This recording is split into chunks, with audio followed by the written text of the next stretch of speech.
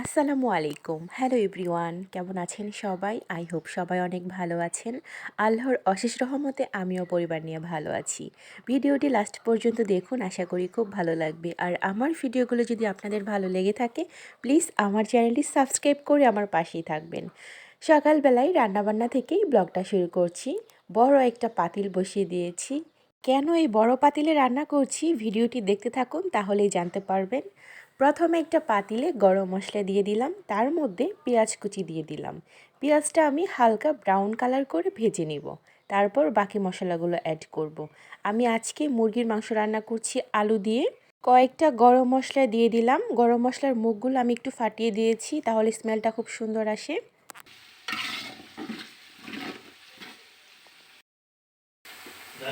পেঁয়াজটা হালকা করে ভেজে নেবার পর এর মধ্যে দিয়ে দিচ্ছি রসুন বাটা আর আদা বাটা। মশলা রেডি থাকলে কিন্তু রান্না করতে তেমন একটা ঝামেলাই মনে হয় না। আমার সবগুলো মশলা ফুরিয়ে গিয়েছে, তো গতকালকে রাতে আমি আদা রসুন সব কিছু ক্লিন করে তারপর ব্লেন্ডার করে নিয়েছি। আমি সব সময় বক্স করে ফ্রিজে ফ্রোজেন করে রাখি, যাতে রান্নার টাইমে কোনো ঝামেলা না হয়।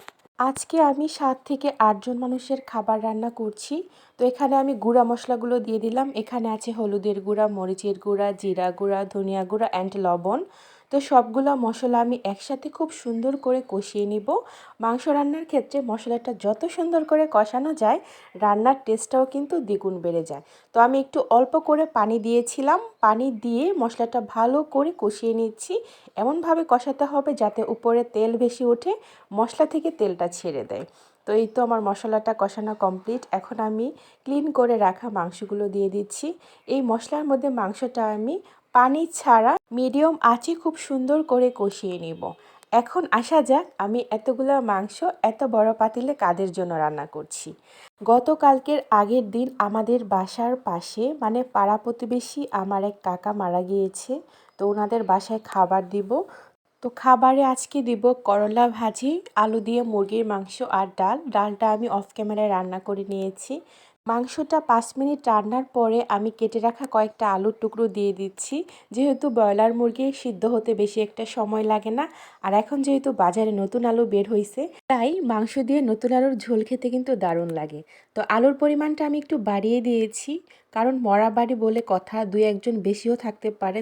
দেখা যায় আলুর সাথে একটা পিস নিলেও কিন্তু খাওয়া হয়ে যাবে। এই তো মাংসটা আমি সুন্দর করে কষিয়ে নেওয়ার পরে এখানে আমি ঝোলের পানি দিয়ে দিলাম। অপেক্ষা করছি বলক আসা পর্যন্ত।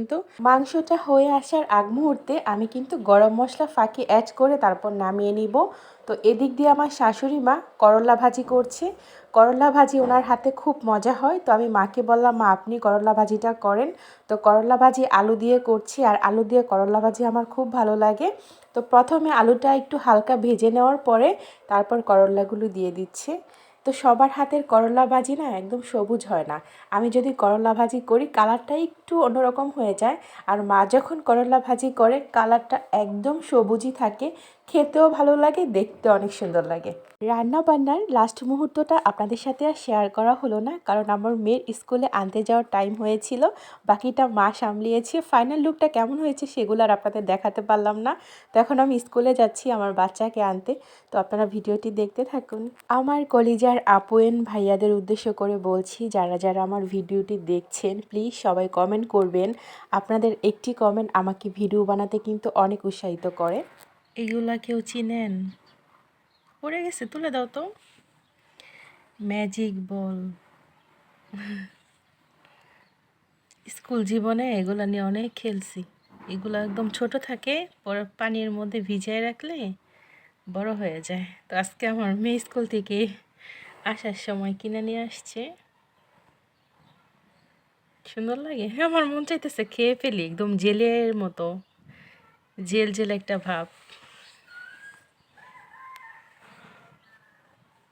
দুপুরে খাওয়া দাওয়ার পরে ঘুমিয়েছিলাম। ঘুম থেকে উঠেই মনটা একটু চা চা করছে। এখন বাজে বিকাল 5টা।